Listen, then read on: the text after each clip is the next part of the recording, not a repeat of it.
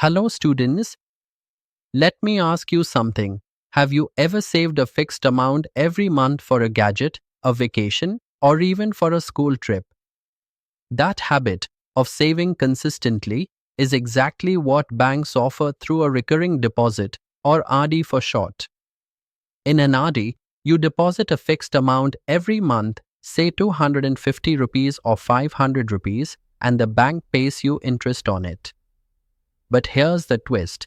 Each month's deposit stays in the account for a different number of months. That's why we need to calculate interest smartly. And instead of compound interest, we use simple interest to make things easier.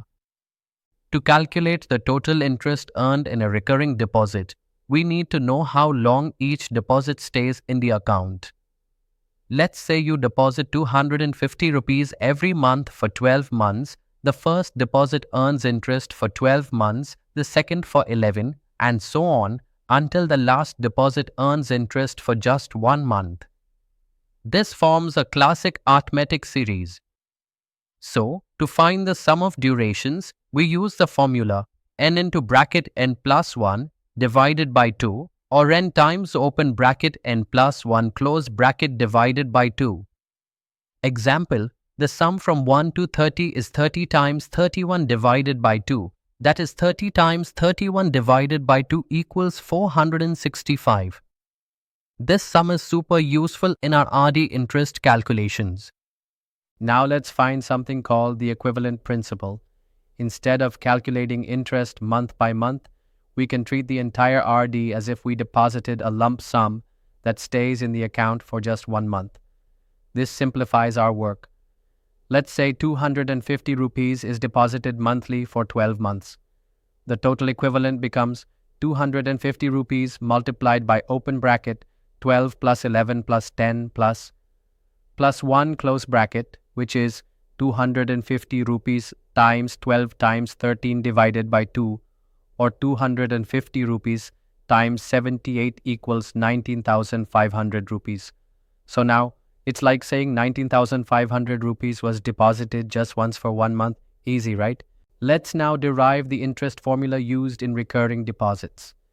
Since we use simple interest, the formula becomes I equals P times N times open bracket N plus 1 divided by 2 close bracket times 12 multiplied by R divided by 100. Let's break it down. I is the interest, P is the monthly deposit, N is the number of months, R is the annual interest rate.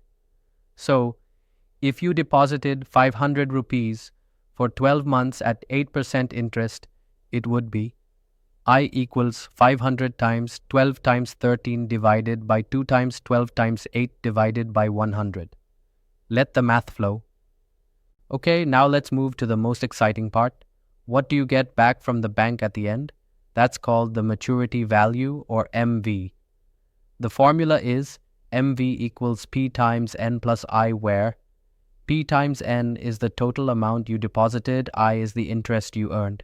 So if you deposited 500 rupees for 12 months and earned 390 rupees interest, then MV equals 500 times 12 plus 390 equals 6,390 rupees.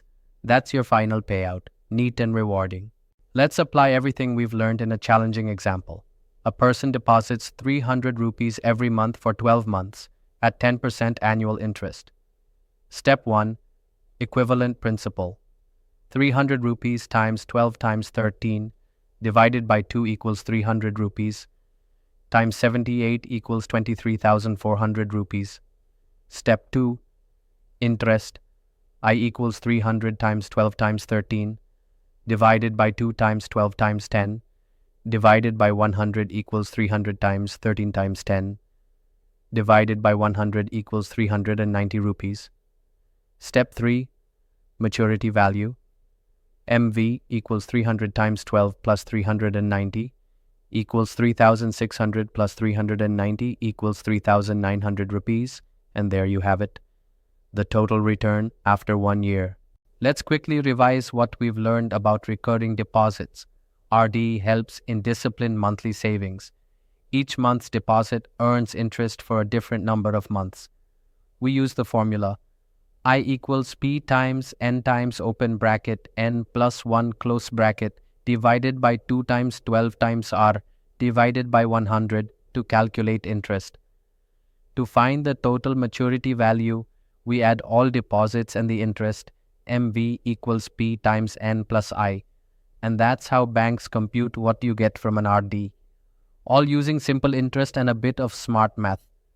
I hope you now feel confident about how recurring deposits work. See you in the next concept.